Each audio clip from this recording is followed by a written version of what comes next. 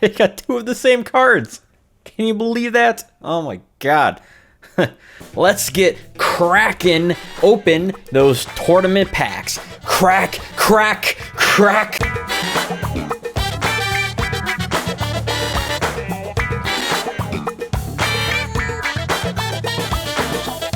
Hey everyone, I'm Jesse from the Janjo Zone, continuing on the Yugioh Test Your Luck Challenge, where we've been going through the 2002 year of Yu-Gi-Oh! And seeing if I can pull some awesome cards, some really great cards for the meta, and cards that are very valuable because while I'm not actually receiving the cards, I think it's pretty fun to test my luck.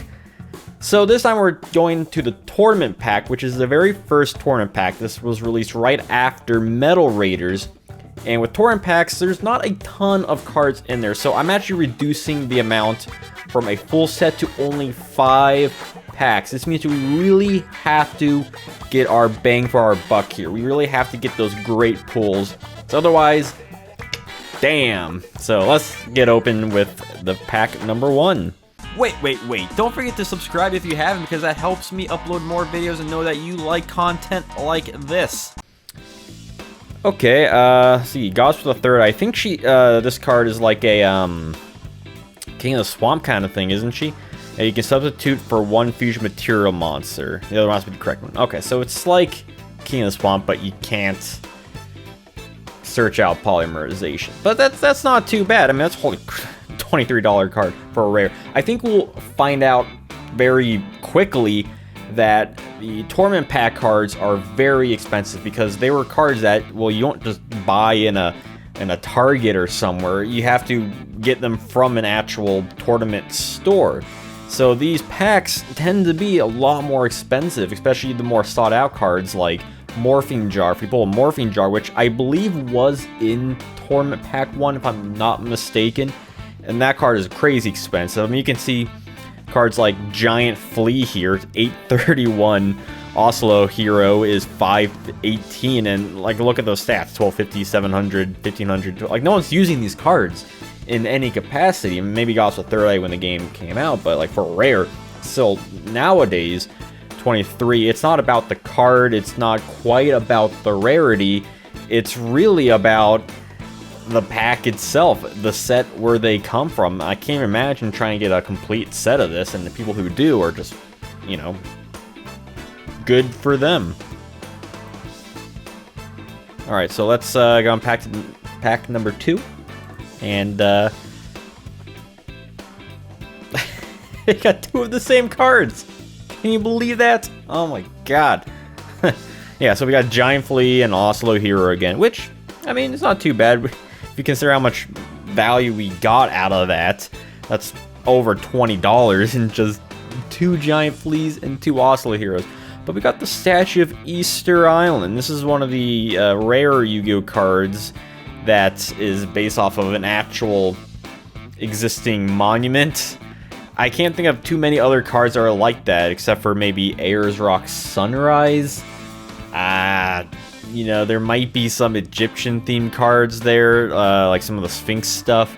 But, yeah, I mean, it's only a $484. It's kind of funny, because I don't know why Giant Flea is almost twice that price point. I mean, I guess it's slightly better of a card, I guess. I think I've seen people use this card in Emancipators before they started using Beta the Magnet Warrior. Maybe it was just for the memes, but I do kind of recall Easter Island. Oslo Hero actually got a second version, Oslo Hero number 2, I believe, but that's, I mean, who cares about that? Alright, let's open the next pack, and hoping for some higher rarity than just a rare, so. A third Oslo Hero, are you kidding me? Get this card away from me, get it away, that is kinda dumb. But we did get another rare, $30. I was too busy spending time on Oslo Hero. Notice this $30 Gus fan. We got Judgment Hand here, which, I mean, it's a hand, I guess. It's the floating evil hand. But Gus fan I really like because it's an equip card for wind monsters. increase that by 400 and decrease defense by 200. This is really great because if you want to play more cards like that, it's like Invigoration or sort of Dark Destruction in The Legend of Blue Eyes.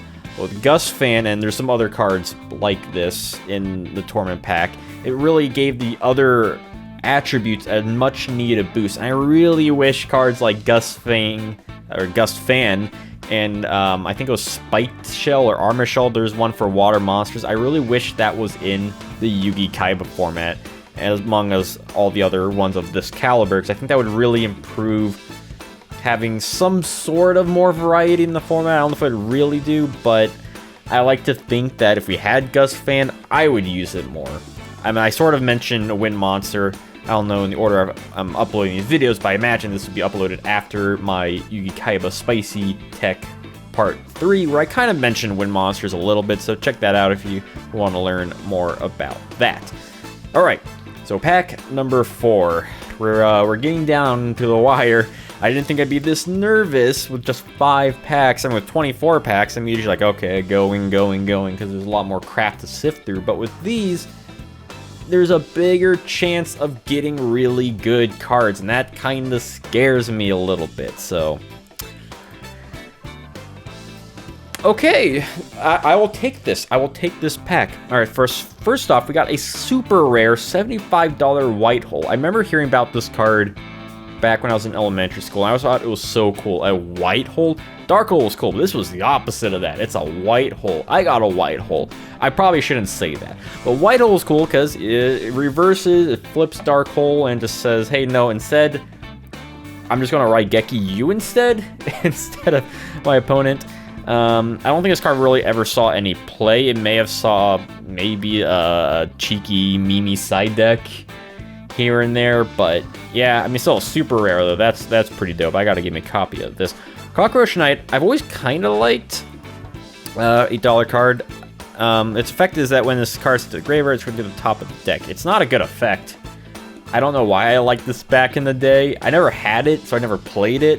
But just, you know, when it's destroyed, it goes back to your top of the deck, so you're just going to draw into it. It's not like it's a good monster. It's 800 attack, 900 defense. It's really bad. I do like its shield has the cross out on the aerosol there. I wish he had some sort of better effect. He's like a really crappy Sinister Serpent. You know, if Sinister Serpent turns top of your deck, that sounds awful, right? And this is exactly that. So it'd be one thing if it was something you could give to your opponent, and that could go to your opponent's top of their deck and kind of work like a parasite kind of thing. I think that would be really cool if that was a card. If Cockroach Knight worked like that, maybe if they ever got a retrain, we could see that. But I'm not going to get my hopes up. And then we got Cyber Soldier Dark World. Zane technically had a copy of this in his deck in GX, but never used it, I don't think. But $20 common is bizarre. I mean, I guess he's not a bad 1400 attack machine, but I think by this point, Metal Raiders, maybe not. Maybe until Spell Ruler when we got Overdrive. I'm not entirely sure. Maximum Overdrive, but yeah, I mean, $20. That's, I don't know why that card in specific is so expensive, but still.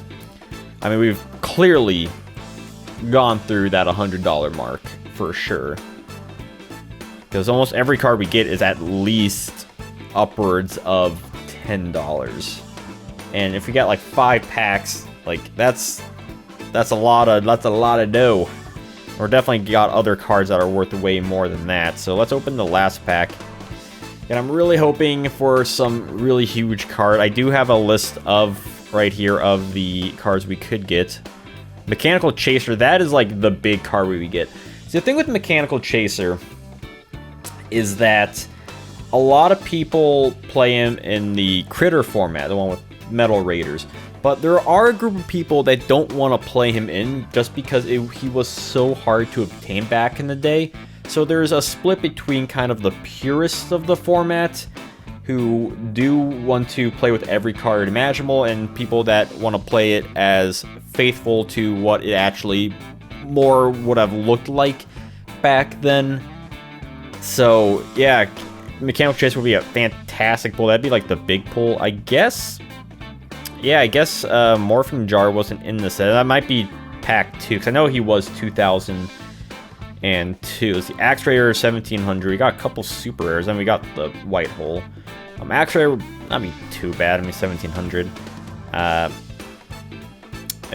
Yeah, I mean, there's not too much other cards. Versago the Destroyer. Yeah, Watt Kid as Oslo Hero 2. Yeah, like, there's not a ton of cards. This would be so fun to have, because I've always liked Guardian Fortress 2, where it's a red winged dragon guardian of the fortress. Let's get a quick look at that. Like, it's...